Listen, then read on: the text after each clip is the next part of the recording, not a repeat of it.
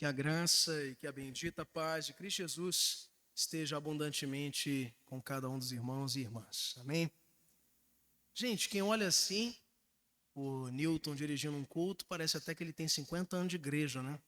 Graças a Deus pela vida do seu servo, nós testemunhamos e vemos a cada dia o Senhor confirmando vocação, confirmando um chamado na sua vida também, e nós louvamos o Senhor. Sobretudo, acredito também na sua própria família, né? Grande a emoção de ver Newton também cada vez mais ao lado dos seus irmãos, esmerado no trabalho do Senhor. Agradecemos a Deus pela sua vida, pela condução desta primeira etapa da liturgia. Meus irmãos, como você que já tem acompanhado conosco os sermões neste mês de julho, o Senhor colocou no nosso coração falarmos sobre um tema muito importante, que é a bondade de Deus. E hoje nós encerramos essa série. Você pode conferir os sermões anteriores no canal da nossa igreja no YouTube da IPA, e lá ter acesso às outras mensagens. E hoje o Senhor colocou no nosso coração mais uma e a última mensagem desta série.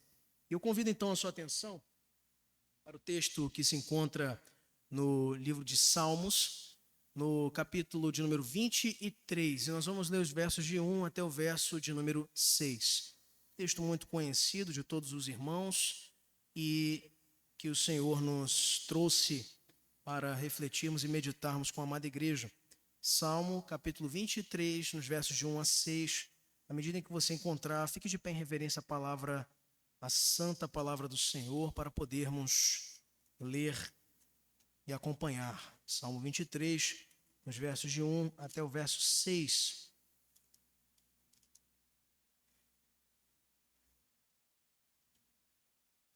Amém?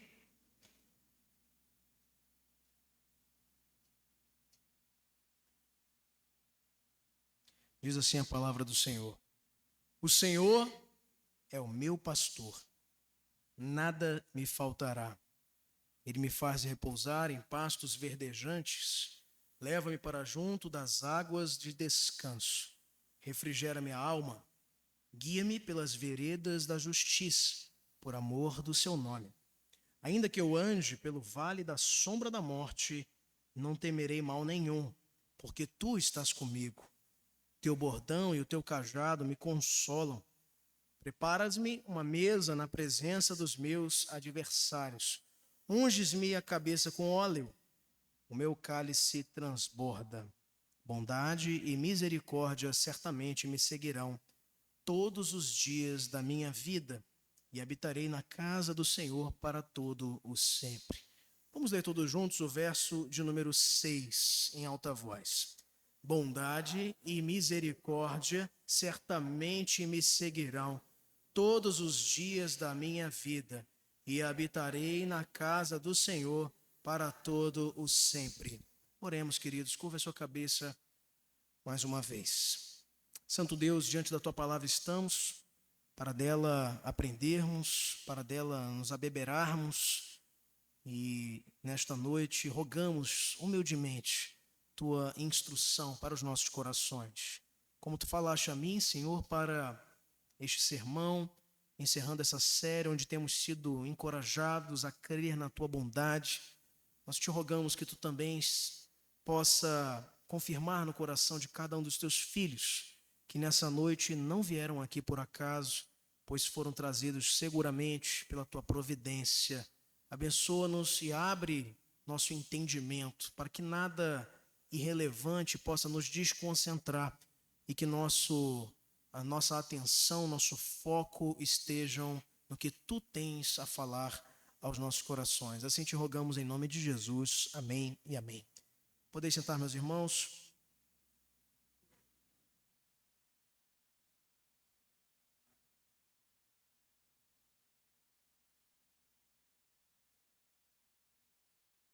O Salmo 23 é um salmo muitas vezes utilizado como poesias funerárias. Nós não raras vezes vemos lápides, né, de cemitérios com trechos desse belíssimo salmo. Algumas vezes já pude ver também na tampa de caixões urnas funerárias e por aí vai. Parece que com o tempo as pessoas foram criando um olhar bastante fúnebre para com este salmo, que é um salmo da bondade de Deus, de uma bondade que nos segue ou que nos persegue todos os dias. Ele é mais do que uma composição poética para funerais. O Salmo 23 é um testemunho vivo do cuidado de Deus na vida de Davi. Davi provavelmente o escreveu, veja só, diferente do que você pudesse pensar, quando já era velho. Muitos pensam que ele provavelmente escreveu esse salmo sendo um jovem pastorzinho ali cuidando das ovelhas de seu pai Jessé, em Belém, na região da Judéia. Mas, na realidade, ele o escreve muito provavelmente numa circunstância onde estava sendo perseguido por opositores e pelo seu filho Absalão. Você já sabe do episódio onde um de seus filhos, Aminon, ele contrai relações incestuosas e abusa sexualmente de outra filha de Davi, Tamar.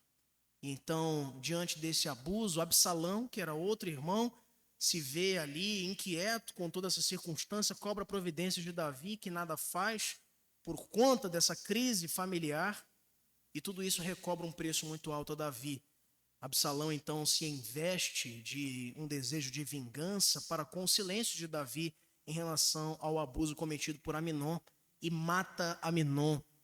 E depois disso vai atrás de seu pai para destroná-lo, e já haviam legiões o acompanhando, guerreiros, para coroarem Absalão rei no lugar de Davi. E diante dessas perseguições, Davi ficava sempre inquieto, nada podendo fazer contra seu próprio filho, e tentava se esconder, tentava se proteger, contava com o apoio do Senhor, até que Joabe, seu general, vai e, descumprindo a ordem que o próprio Davi havia dado com relação a poupar a vida de Absalão, apenas prendê-lo, Joabe vai e tira a vida de Absalão, que ficou com seus cabelos presos no galho de uma árvore. Histórias tristes e que também geram no coração de Davi uma maturidade suficiente e de experiência com a bondade do Senhor. Davi não era jovem, era já um homem maduro, experimentado, com cicatrizes, com dores de uma vida de dias turbulentos que enfrentou. Diferente da imagem popular de um pastorzinho em paz, deitado na grama verdinha do rebanho de seu pai, esse salmo é, na realidade, a expressão de fé de um guerreiro experimentado, que sofreu, que lutou, que pecou, e mesmo assim, que foi de perto acompanhado em todos os seus passos por dois companheiros inseparáveis, a bondade e a misericórdia de Deus.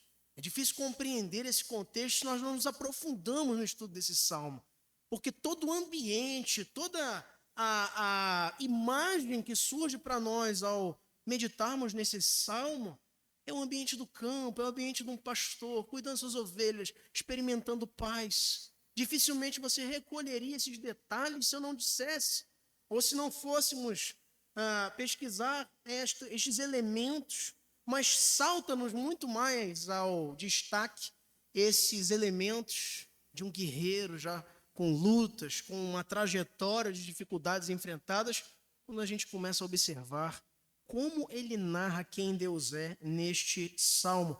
Nos versos de 1 a 3, relembrando aqui o que acabamos de ler, ele nos fala de Jeová Jiré, o Deus que tudo supre, o Deus da provisão.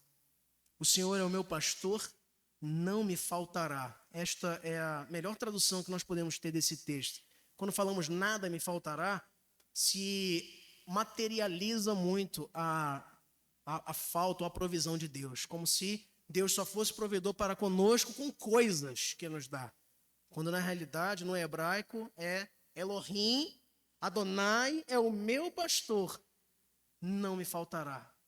Isto é, se ele é por mim, não tenho mais o que temer, não tenho mais por que me preocupar, não tenho mais por que tornar o meu coração ansioso, porque este Deus, Jeová Jiré, supre todas as minhas necessidades. Ele me leva para pastos verdejantes, ele me leva para junto da água de descanso, ele refrigera a minha alma, ou seja, ele traz sossego para o meu espírito e me guia pelas veredas da justiça. Mesmo a preocupação espiritual eu posso entregar diante dele, porque os meus passos, pela minha própria e espontânea deliberação, vão para o caminho da ruína, vão para o caminho da destruição, mas ele guia-os pela vereda, pelo caminho, pelo rumo da sua justiça. É ele mesmo que calça os nossos pés para caminharmos segundo a sua própria vontade. O verso 4 nos fala de Jeová Shammah, o Deus que está conosco, que é presente, Deus que está ao lado do seu povo, porque esse Deus caminha conosco nos vales. Ainda que eu ande pelo vale da sombra da morte, não temerei mal nenhum, porque tu estás comigo. O teu bordão e o teu cajado me consolam.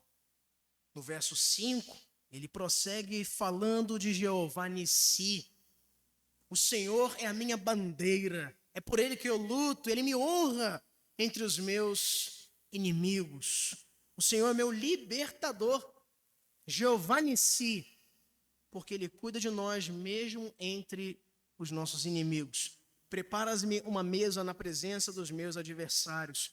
Unges minha cabeça com óleo, o meu cálice transborda. Isto é, Deus honrando o seu servo em meio a ciladas que seu próprio filho apresentava para com ele no tocante ao trono de Israel.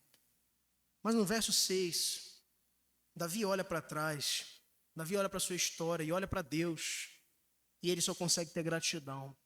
Ele tem seu coração cheio de esperança. É aqui, no verso 6, que está o coração do Salmo 23.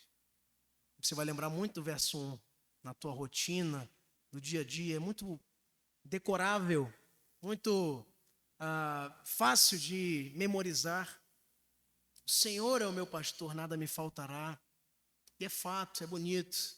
Mas o coração dessa mensagem está no verso 6. Uma bondade que nos segue todos os dias.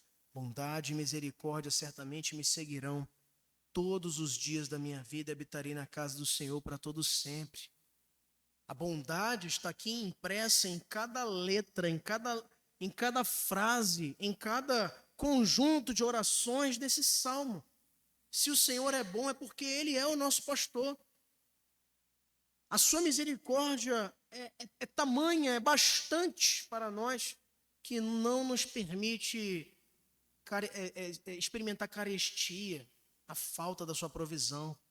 O Senhor é tão bom para com o seu servo, como é para conosco, que nos faz repousar, nos traz tranquilidade, nos traz sossego, nos traz descanso, nos traz proteção no meio dos vales da vida, nos traz honra em momentos difíceis, na presença de nossos adversários, porque o coração dessa mensagem é que o Senhor é bom.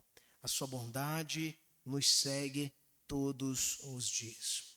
Em primeiro lugar, meus irmãos, o verso 6, na primeira parte, ele vai nos trazer a bondade como uma certeza que nasce da maturidade. Verso 6a vai dizer: bondade e misericórdia, certamente. Guarde isso. Bondade e misericórdia, certamente. A palavra hebraica certamente, ak, comunica uma certeza que é absoluta. Está indene de dúvidas, não pode ser ameaçada. É como se Davi dissesse: eu não tenho dúvida alguma. A bondade de Deus esteve comigo, a bondade de Deus está comigo e ela continuará comigo. Porque esse certamente, ele também pode ser traduzido como somente, reforçando que tudo que Davi experimentou em toda a sua caminhada, quando foi perseguido pelo seu sogro Saul, como rei de Israel, e não ousou levantar-se contra o ungido do Senhor até que fosse o momento certo de ser, então, a assumir o trono da sua nação. depois perdendo o seu melhor amigo Jonatas, enfrentando a fúria dos inimigos, os filisteus, venceu as batalhas com a ajuda do Senhor, prosseguiu com diversas situações, sendo em todas elas assistido pelo seu Deus, que o abençoou, que o protegeu, que o livrou em toda sorte de ciladas que ele enfrentou. Mesmo quando comete um pecado assaz terrível, adulterando com Batseba e também conspirando para o homicídio de seu esposo Urias, Davi ali ainda encontra restauração no Senhor, enfrentando as consequências dos seus pecados, mas vendo o quanto o Senhor é bom, o quanto o Senhor é rico em misericórdia.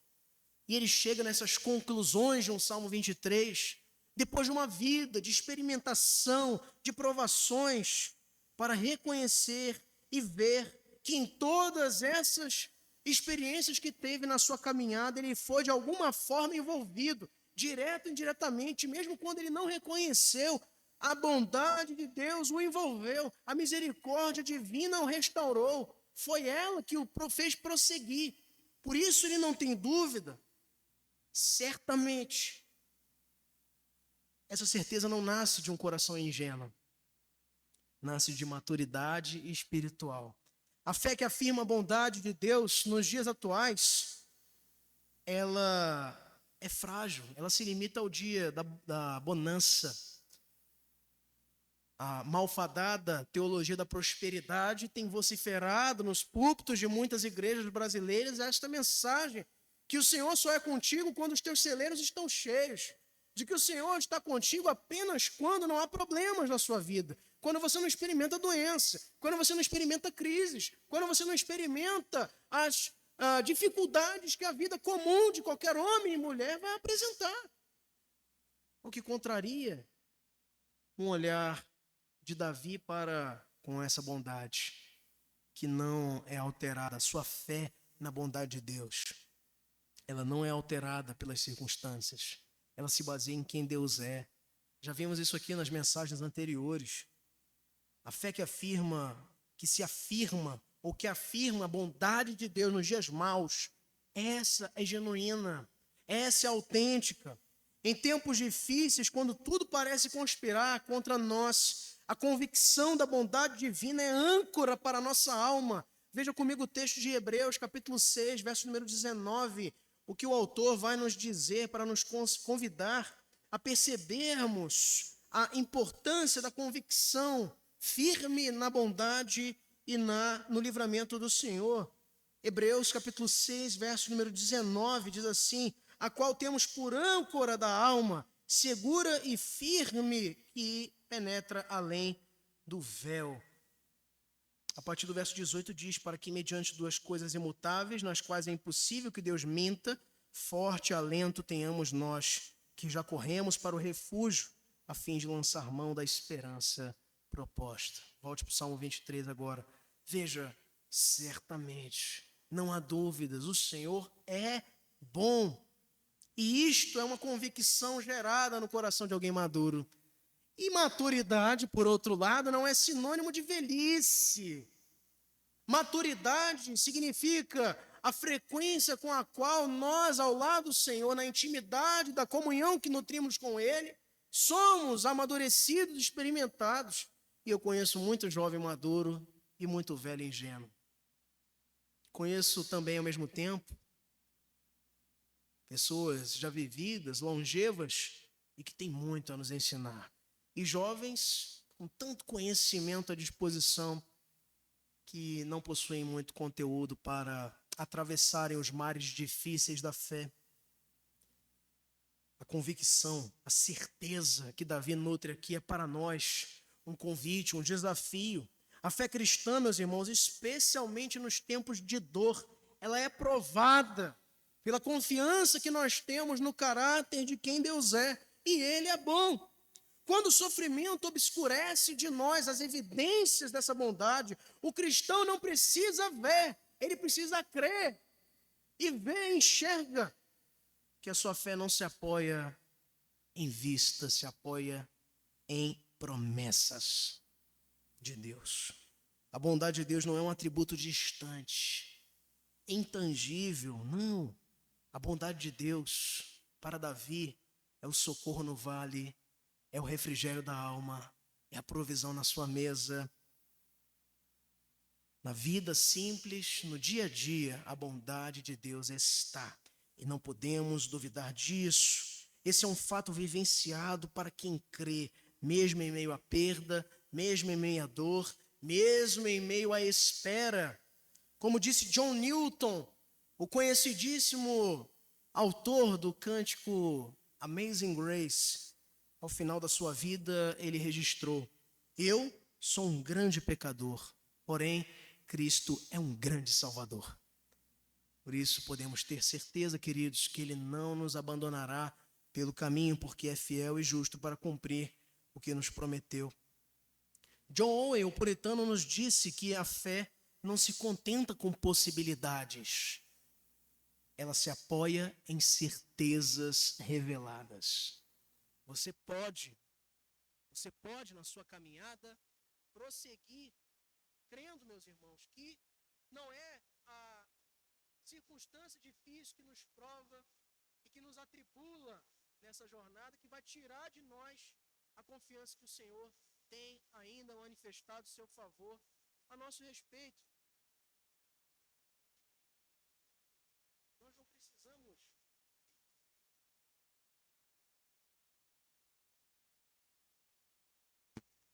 Nós não precisamos duvidar, porque Ele nos revela na sua palavra que podemos caminhar com a sorte de quem é por Ele cuidado, por Ele guiado e jamais falhará.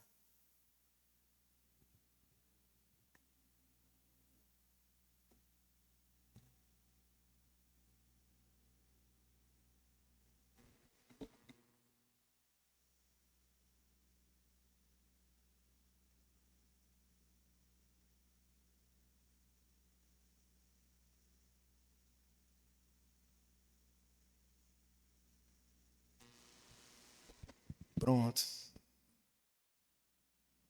No Salmo 37, verso 25, nos é dito assim: fui moço e agora sou velho, mas nunca vi desamparado o justo.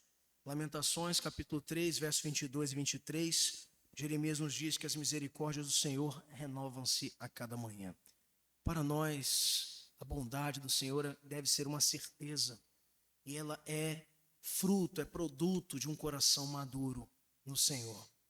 Em segundo lugar, meus irmãos, esse versículo 6, ele ainda nos fala de uma segunda realidade, falando-nos que a bondade é uma ação que nos acompanha de perto. No verso 6, parte B, ele nos diz: bondade e misericórdia certamente me seguirão todos os dias da minha vida. A bondade e a misericórdia nos seguem, nos acompanham. A bondade, o hebraico tov, refere-se à generosidade prática de Deus. Enquanto a misericórdia, que é hesed, aponta para o seu amor fiel e imutável. Ambos, tanto a bondade quanto a misericórdia, são conceitos que podem parecer abstratos, mas para Davi são presenças ativas, experienciáveis, vividas por aquele que estava ali experimentando perseguições, já tinha experimentado tantas outras, e em nenhuma delas o Senhor dispôs ou tirou dele o caminho da sua bondade e da sua misericórdia. A palavra que segue, que é radaf, indica aqui que Deus nos persegue com a sua graça, mesmo quando nós tentamos nos esconder. O mesmo Davi vai nos registrar no Salmo 139, que não há lugar onde você possa estar e que a graça do Senhor não possa te alcançar e que os seus olhos não nos enxerguem. Não há como. Se eu subo aos céus, lá estás. Se eu vou ao mais profundo abismo, lá também tu estás. Aonde quer que você possa se encontrar, em qualquer buraco onde você tenha se metido, em qualquer cilada que na vida você tenha tropeçado e caído, ainda lá o Senhor te persegue, se você é dele e pertence a ele. Nos dias difíceis, meus irmãos, é muito comum que eu e você nos sintamos seguidos não pelo Senhor. Quantos de nós no dia a dia, quando lidamos com problemas, nos sentimos perseguidos, mas pelos traumas, pelas preocupações, pelas lembranças de culpa, pelo sentimento ruim? Mas a palavra de Deus nos lembra que a realidade invisível, ela é muito mais poderosa do que a visível. Deus não apenas caminha à nossa frente, Ele corre atrás de nós, também com bondade restauradora. Mesmo quando nós andamos longe, mesmo quando nós não fazemos por merecer, o que é sempre, a bondade do pastor das ovelhas não cessa.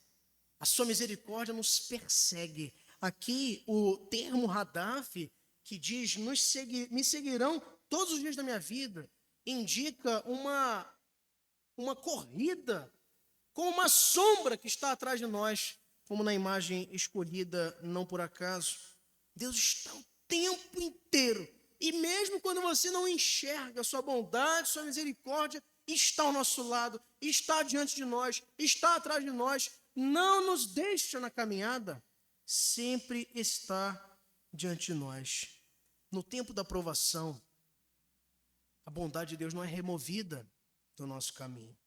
Ela se revela de outras formas. Ela se mostra de outros aspectos. Ela pode parecer uma porta fechada, que nos livra de uma maldição, que nos livra de decisões erradas. Ela pode aparecer numa lágrima, que nos torna mais sensíveis à dor dos outros. A bondade de Deus pode também aparecer no silêncio que nos aproxima da palavra.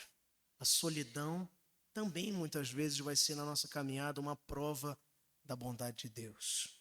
O crente que reconhece a bondade de Deus nas entrelinhas da dor, ele cresce, ele amadurece, ele fica mais grato, porque ele observa que a bondade do Senhor, ela não é condicional, ela é incondicional, ela nos acompanha. A bondade de Deus é mais do que um sentimento, é mais do que um estado de espírito. A bondade de Deus é uma ação divina que nos acompanha de perto em todos os momentos. R.C. Sproul nos diz que a misericórdia de Deus não se limita a perdoar os seus filhos. A misericórdia de Deus nos persegue em todo o tempo com intenções de nos restaurar a alma. No livro do Êxodo, capítulo 34, verso 6, o povo canta ao Senhor dizendo: compassivo e misericordioso, longânimo e grande em fidelidade. Em Romanos 8, verso 28, Paulo reconhece que todas as coisas cooperam para o bem daqueles que amam ao Senhor, daqueles que são chamados segundo o seu propósito. Os servos de Deus estão sendo beneficiados, mesmo quando não percebem ou quando não compreendem, porque cooperam para o nosso próprio bem e com o concurso da sua vontade soberana. Misericórdia e a bondade de Deus estão nessa corrida que é difícil, que é desgastante, mas que é recompensadora. E por mais que pese a cruz, Ele também aí nos prova a sua bondade, para que lembremos que Ele jamais pode se esquecer de nós. Em terceiro e último lugar, meus irmãos, a bondade é vista aqui nesse texto ainda como uma morada definitiva e eterna. Uma morada definitiva e eterna. É dito: bondade e misericórdia certamente me seguirão todos os dias da minha vida. E ele encerra dizendo: e habitarei na casa do Senhor para todo o sempre. Para Warren Wiersbe, comentando esse texto, a casa do Senhor não é o templo. Por mais que a figura, a imagem da presença, da morada de Deus para o povo de Israel era o templo, era o tabernáculo, era a representação de Deus no meio do arraial, de Deus no meio do povo. Mas aqui ele não está falando de templo, porque ele sabe que ele não poderia neste templo habitar por toda a sua vida. Ninguém poderia, nem mesmo o rei de Israel. Ele aponta para uma esperança que vai além desse plano terreno, uma esperança do céu, o destino final das ovelhas do bom pastor. A expressão para todo o sempre tem conotação de eternidade. O hebraico, ele não tem essa expressão eternidade, não existe no idioma hebraico bíblico. Então, por isso que eles falam para todos sempre. Expressões que se aproximam de falar mais do que um tempo muito duradouro. É um tempo que não terá fim, é o dia que não terá mais noite. O dia que será para sempre. Os novos céus, a nova terra, a nova Jerusalém. E o que será mais chamativo nela não serão suas ruas de ouro, suas edificações de pedra de jaspe e com aspecto reluzente, mas a presença do Altíssimo iluminando a cidade, que larga e extensa em comprimento e largura, como nos narra Apocalipse 21, vai reservar para todos nós a plenitude do desfrutar da presença do Criador de todas as coisas. É para lá que vamos. É o destino final de cada uma das suas ovelhas. Davi termina esse salmo com um vislumbre da glória futura. A fé cristã, ela não ignora as lutas do dia a dia aqui. A fé cristã, ela trata das lutas aqui com o coração lá no céu. O cristão, ele não é alienado. Ele não ignora, está tendo guerra lá na Ucrânia, está tendo guerra em Israel, na Palestina, está tendo rumores de consequências políticas, diplomáticas entre o Brasil e os Estados Unidos. Não estou me importando com isso, meu coração está no céu. Isso é alienação. O crente, ele sabe o que está acontecendo, ele lida com o que está acontecendo, ele sofre as consequências do que está acontecendo no seu dia a dia, mas ele não se afunda com isso, porque o seu coração está no céu. Ele tem esperança, nem mesmo sentenças de morte, nem mesmo doenças incuráveis, nem mesmo notícias que nos assolam o coração e a esperança podem tirar de nós o foco de que estamos aqui de passagem, como peregrinos em terra estranha, pois somos cidadãos dos céus. A fé cristã não ignora as lutas, ela se fortalece na certeza que temos do destino eterno. O cristão passa pelo vale da sombra da morte. O problema não é passar pelo vale, o problema é quem está contigo lá. Ele passa pelo vale com o bordão e o cajado do seu Deus, o seu pastor, o guiando e o consolando.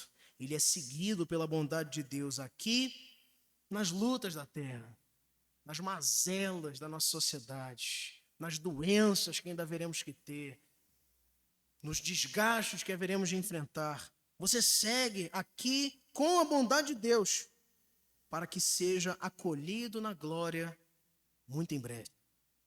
A bondade de Deus, diz aqui Davi, e nos ensina, a bondade de Deus não termina com a morte.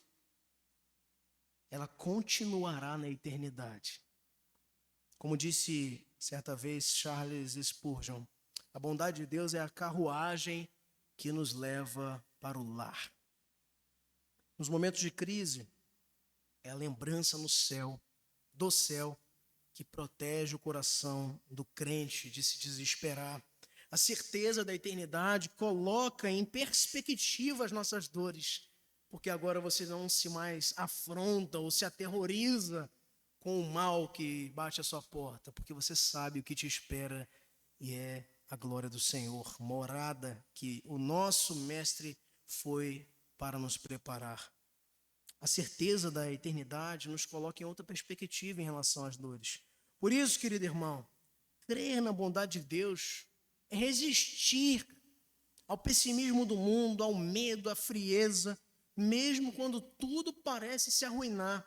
É afirmarmos, queridos, com a nossa conduta e o nosso comportamento em relação ao medo e à dor, que Deus é bom. Deus é bom no meio do câncer. Deus é bom no meio do desemprego. Deus é bom na injustiça. Ele também é bom quando perdemos. Ele não é só bom quando ganhamos, quando somos curados, quando estamos empregados, quando a família vai bem, porque Ele está com cada uma dessas lágrimas derramadas, nos capacitando, para experimentarmos algo muito maior, nos conduzindo com a sua bondade para a morada, para o lar. Warren Wiersbe diz que as coisas que nos deixam confusos hoje se esclarecerão no céu. Então diremos como Davi: somente bondade e misericórdia. Lá no céu, você vai enxergar com outros olhos muitas coisas e ver que a doença foi bondade de Deus. E ver que as negativas, as portas fechadas, foram misericórdia de Deus. E ver que as derrotas, as dores, as perdas, as lutas, provações, todas foram bondade de Deus. Porque a sua bondade e a sua misericórdia nos guiam e nos seguem para que habitemos na casa do Senhor para todo o sempre. Em João 14, verso 2, é a promessa que Cristo, na última ceia, faz aos seus discípulos: não se turbe o vosso coração. Crede em Deus, crede também em mim. Na casa de meu Pai há muitas moradas. Se não fosse assim, eu vos teria dito. Em Apocalipse 7, verso 17, narrando a visão belíssima dessa morada, João nos diz que o Cordeiro os guiará para as fontes da água da vida. E eu volto aqui para o Salmo 23 e lembro: que cordeiro é esse? O nosso bom pastor que nos guia para as águas de descanso. Porque esse salmo não é sobre ovelha. Esse salmo é sobre você e eu. Conclusão, meus irmãos. A sombra fiel do pastor está sempre à nossa disposição. E se o vale é escuro e as ondas são altas, não tema. A bondade de Deus ainda persegue os seus, até que a última lágrima seja enxugada na casa do pastor eterno. Ao final da sua vida, Davi, ele não tem dúvidas. Deus foi bom com ele. Ao final da sua vida, já aqui maduro e idoso, Davi reconhece: Deus foi bom, mas Deus é bom e continuará sendo bom, porque a bondade de Deus não depende das circunstâncias, nem da fidelidade humana, mas da aliança eterna que o sumo pastor tem para com as suas ovelhas. A bondade de Deus não caminha atrás de nós, isto é, não nos persegue por acaso. A bondade de Deus é a sombra fiel do amor eterno daquele que nos amou quando ainda éramos pecadores e nos perseguirá até que nos encontre no lar celestial. Essa certeza não é só bíblica. Ela foi vivida ao longo dos séculos por crentes fiéis.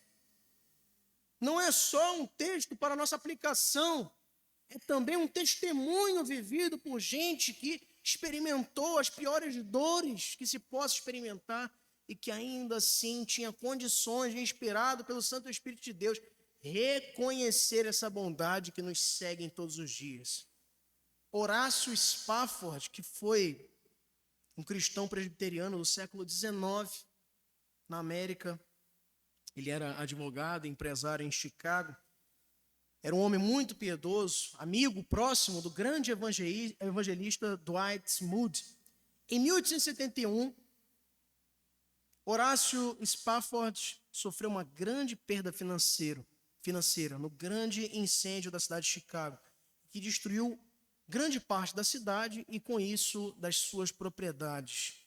2 anos depois, Horácio, para aliviar a dor e servir ao Senhor, decidiu levar sua esposa e suas 4 filhas para a Europa, para tentar a vida, onde estaria ali acompanhando seu amigo evangelista Dwight Moody numa campanha de evangelização da Europa. Por conta de negócios urgentes, ele encaminhou sua esposa e suas filhas e ficou e prometeu seguir depois para encontrá-las já em Londres. A sua esposa e suas filhas embarcaram no navio francês chamado Ville du Havre. No meio do Atlântico, no dia 22 de novembro de 1873, Esse navio colidiu com um navio britânico e foi ao fundo em apenas 12 minutos. Mais de 200 pessoas morreram naquela noite, incluindo as 4 filhas de Horácio Spafford. Apenas a sua esposa Ana sobreviveu. E ela envia a Horácio um telegrama com apenas 2 palavras: Saved alone. Salva sozinha. Spafford atravessa o oceano com o que tinha para se juntar à sua mulher. Durante a viagem, o capitão do navio o chamou à cabine e lhe disse: aqui, Horácio, é o lugar onde jazem as suas filhas.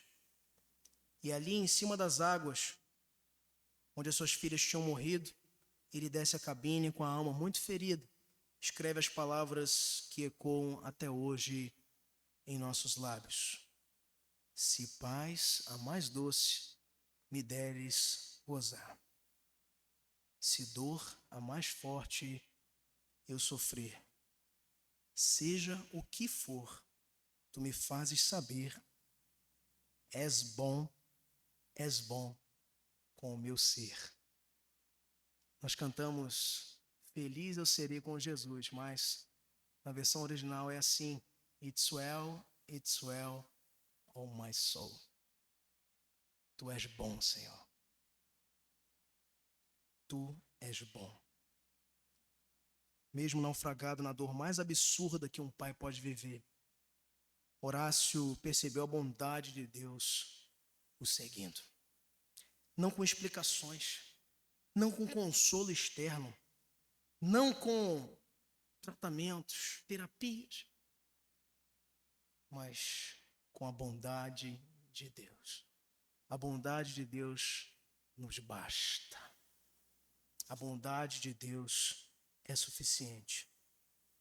A fé de Horácio não anulou as lágrimas, o sofrimento, a dor da perda, mas a bondade de Deus o sustentou nas águas da tristeza. Se o vale é escuro e as ondas são altas, não temam. A bondade de Deus ainda persegue os seus, até que a última lágrima seja enxugada na casa do pastor eterno. 3 aplicações, queridos, para nós em cima do que nós vimos e ouvimos nessa noite.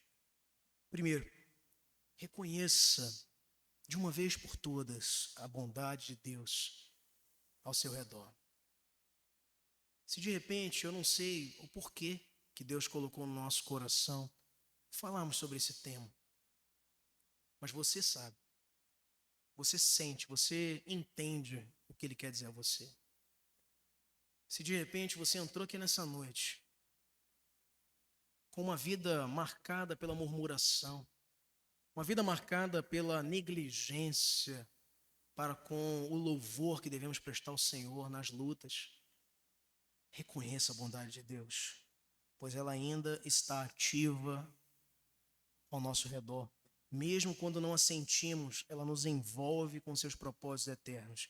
Mesmo quando o navio parece afundar na vida, a graça e a bondade e a misericórdia do Senhor continua presente. Segundo, descanse nessa misericórdia.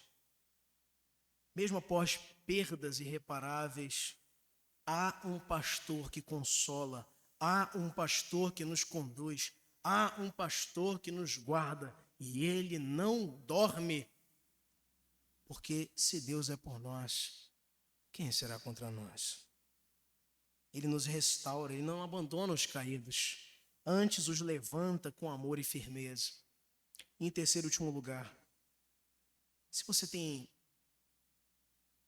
tido o seu sono tirado, se você tem se desassossegado, andado ansioso, preocupado com os remédios, com as contas do mês, com um parente internado, com dificuldades, volta teus olhos para o alto. Volta teus olhos para a eternidade, para a morada. Nós estamos aqui de passagem. Porque o sofrimento do tempo presente não há nem de se comparar à glória que está guardada para ser revelada aos filhos de Deus. Romanos capítulo 8. A bondade de Deus hoje é apenas o prenúncio do reencontro com o Senhor e com os seus santos. É apenas o prenúncio do abraço do pastor na glória eterna, onde já não estaremos mais lutando com o choro e as dores desse tempo presente. Mas aí sim, e na única e definitiva vez, de verdade, você vai poder dizer que tem uma casa, que tem morada, que tem um lar, que não pode ser tomado. Porque a bondade do Senhor nos segue todos os dias. Amém? Vamos ficar de pé, queridos, para encerrarmos o nosso culto hoje cantando